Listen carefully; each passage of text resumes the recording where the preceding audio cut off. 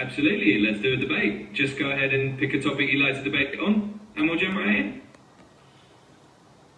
Okay, so can you give me a topic and make sure it's not the same one?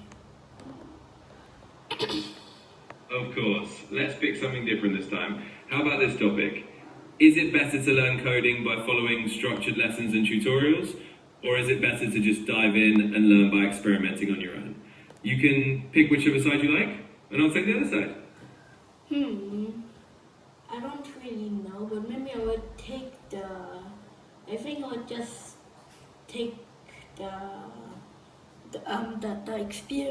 experimenting one.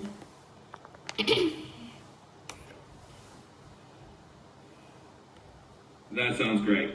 So you'll take the side that it's better to learn coding by experimenting on your own, and I'll argue for the structured lesson side. Alright, so from my side, learning through structured lessons and tutorials can give you a solid foundation and a clear path. It can save you time because you're following steps that have been tested, and you get to learn best practices right from the start. But I'm curious to hear why you think experimenting might be a better approach. Well, experimenting, you can test like which blocks does this or what blocks does that.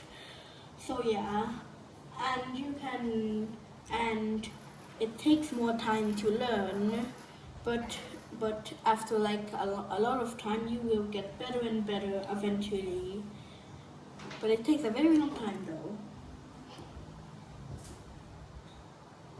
Absolutely, that makes a lot of sense. Experimenting definitely gives you that hands-on freedom to understand how each block works and to discover things on your own.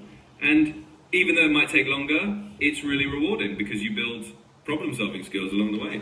So there's definitely a strong case for learning by experimenting. It's all about enjoying the journey. Okay, so what is the downside of learning with a tutorial or a guidance? Well, one downside of learning with a tutorial or structured guidance is that it can sometimes feel a bit less flexible. You might find yourself just following steps rather than coming up with solutions on your own. Sometimes it can feel like you're not really understanding why something works. You're just doing it because the tutorial says so. And that can sometimes mean you might miss out on the deeper understanding that you get from figuring things out yourself. But both approaches definitely have their pros and cons. Well, the downside of learning how to code by yourself would be like it would take a lot of time just to figure out like what to use together to do this and that. Which yeah, but if you know how to do the moving code thing, then that's like the movable code. And then using like the cloning, the clone blocks, you know, the create clone when I start this clone and delete this clone, which is essentially useful if you don't want to use that many sprites. So yeah.